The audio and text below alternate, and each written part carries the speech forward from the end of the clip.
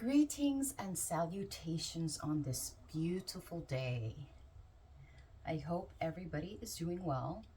And today I'm going to talk about something that I read on a forum.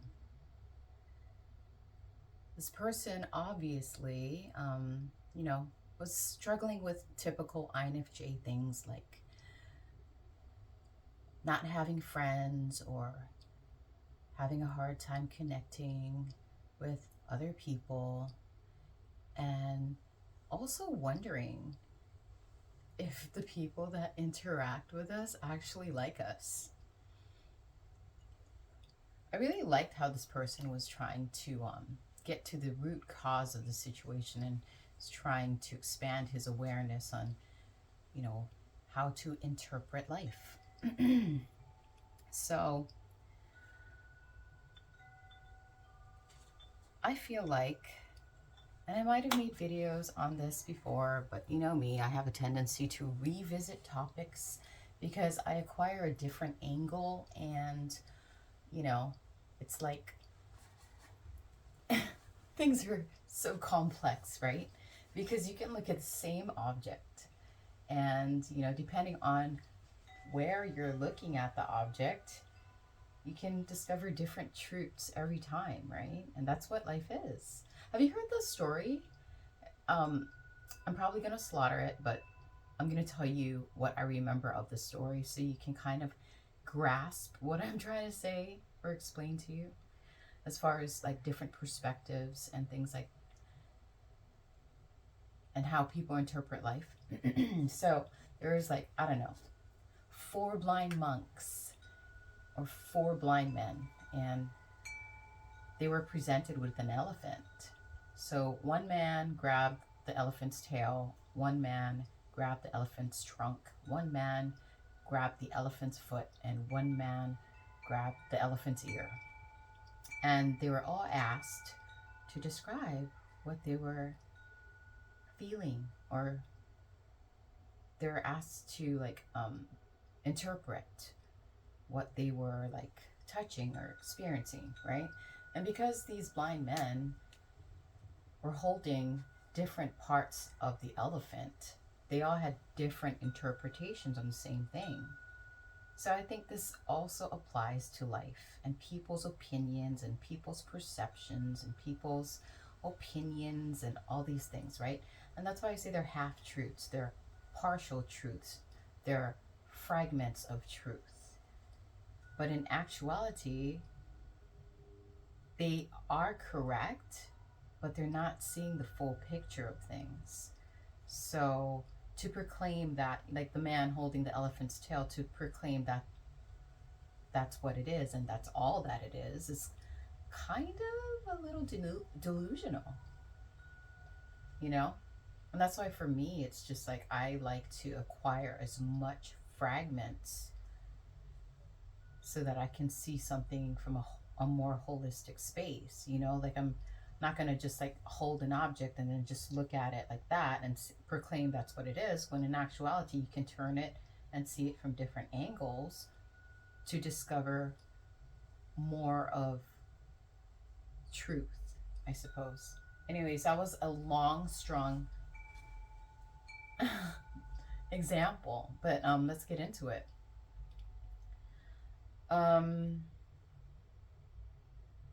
INFJs, why it's so hard for us to find connections? Why is it so hard for us to make friends or acquire relationships that are long lasting? We're on a different frequency, guys. It's like a radio station. Some people most people are tuned into 103.7 FM. They're not tuning into, I don't know, 93.5 AM, you know? So, of course, if there are less people tuning into your channel, they're not going to be on your frequency or your wavelength, and they won't be able to like even notice that you are there. Some people don't even know that the channel exists. So of course, as far as making connections, and and people understanding you, let alone finding you, it's very uncommon, you know? So INFJ tend to lead a predominantly solitary life.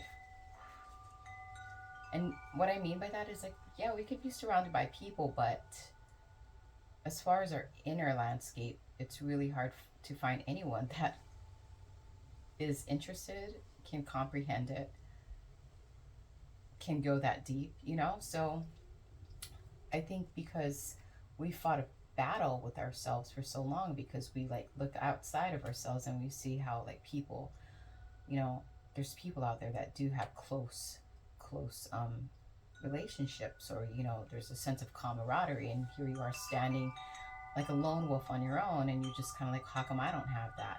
Or and then when you focus on things you don't have, of course you come from a lack mentality, and then you get disappointed, you know, instead of realistically accepting your operating system and how it is, you know. That's when you find peace, when you accept things as they are. Anyways, I was thinking about it, and I was thinking that I don't think many people know who I truly am, like on a soul level, from a heart space level, because they're not even connected to their soul or their heart. And I can't expect them to. You know, it's like every flower blooms in its own time. You know, you can't force it, you can't convince it, you can't do anything but just sit by and watch things, watch the scenery, you know, and fully accept everything as it is, you know.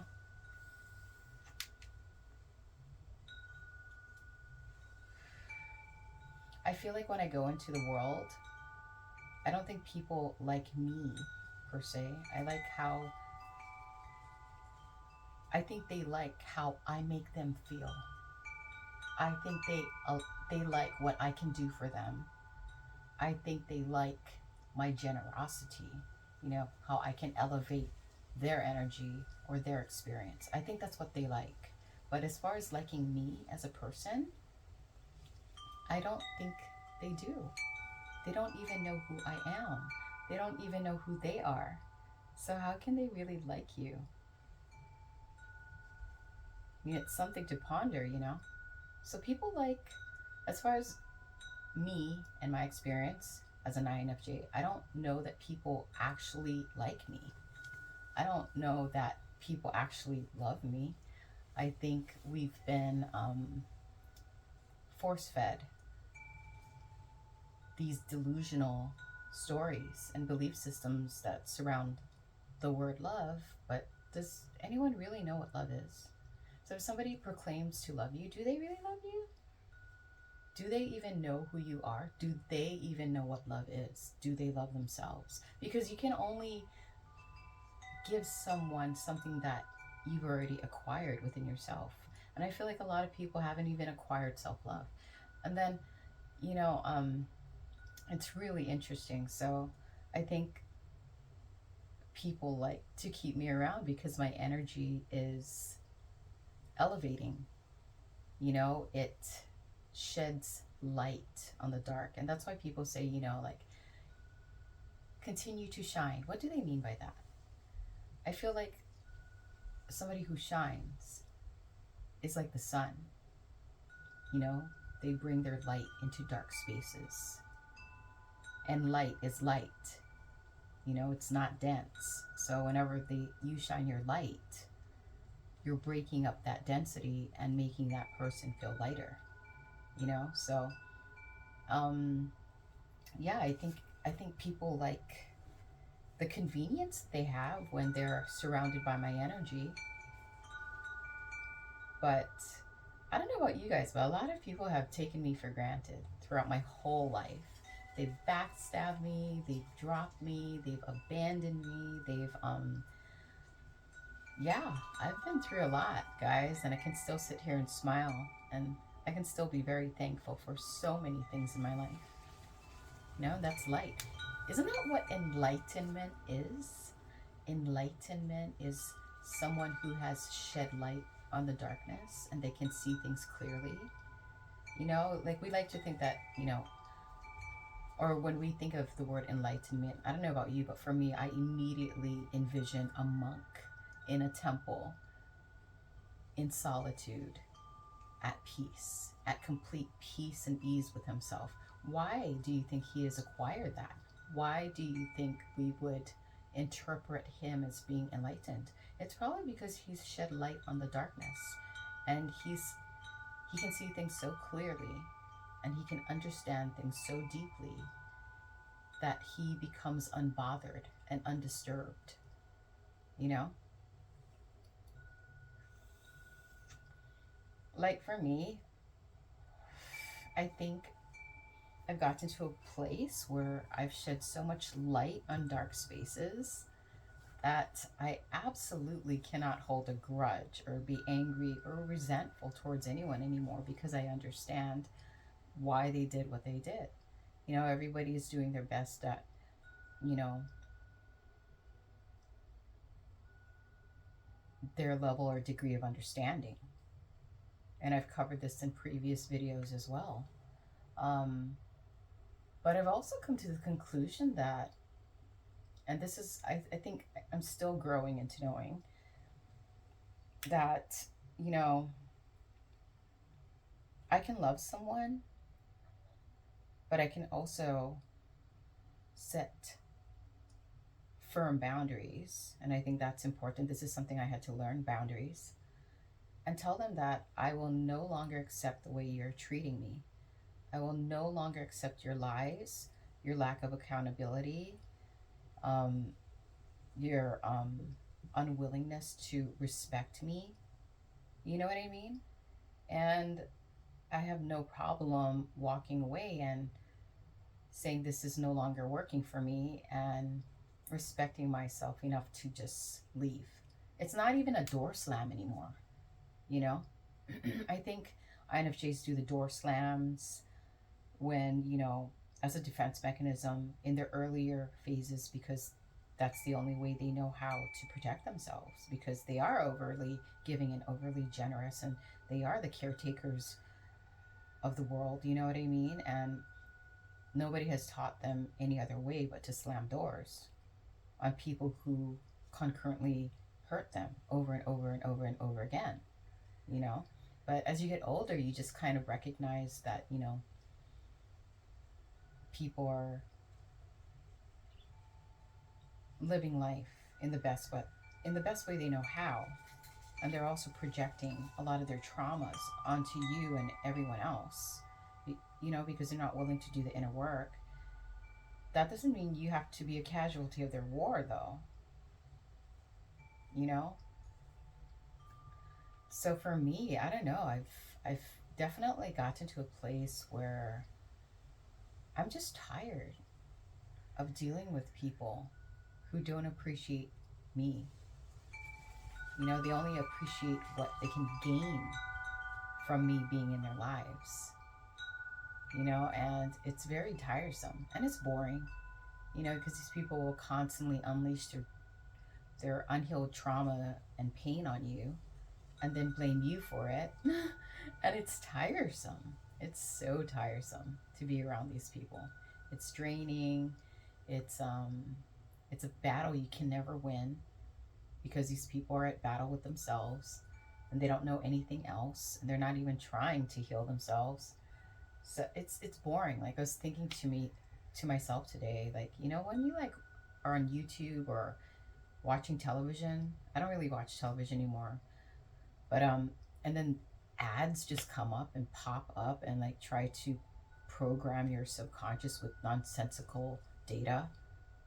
These people are becoming to me like these advertisements where it's just boring and I don't want to hear what you have to say because I know you're trying to manipulate my mind in order to do what you want me to do, and you're just trying to siphon my energy for your own well-being, but it's not reciprocated, you know.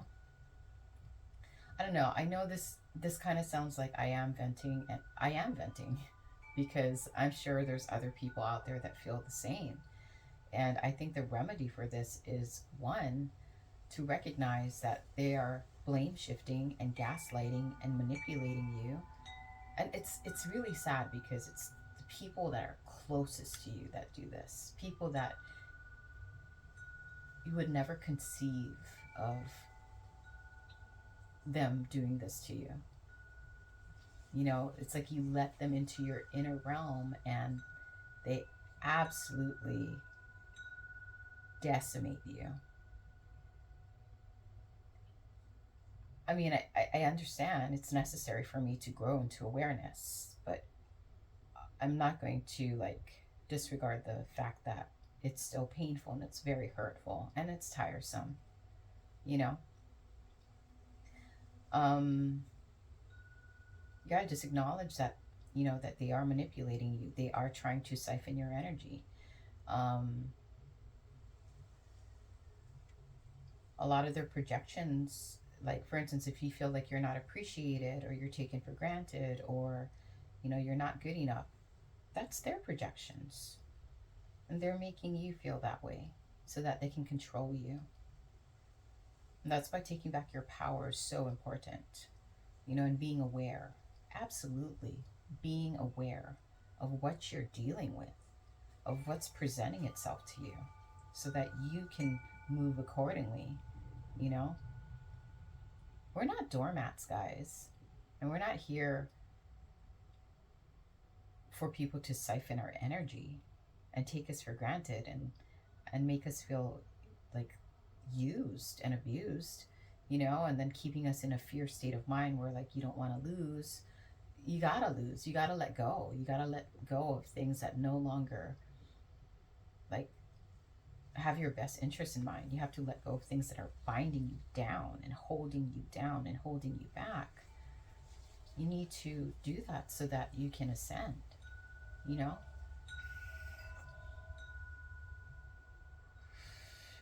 And in the ascension process, I feel like you are doing your part. It may not be exalted or exonerated in this physical 3D realm, but you are doing your part to heal the collective consciousness, you know, and it's hard work. I don't think many people would be able to survive the trials and tribulations that we have been through.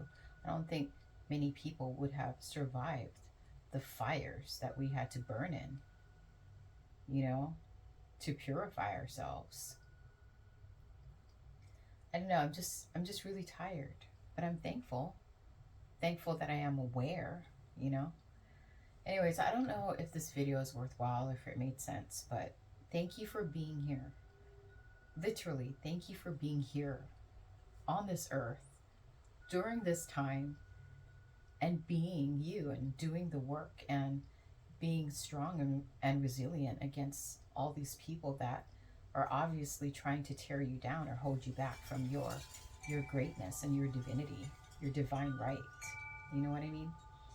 Anyways, happy Thanksgiving every day, right? It's important to give thanks every day. Take care, be well, and blessings to one and all.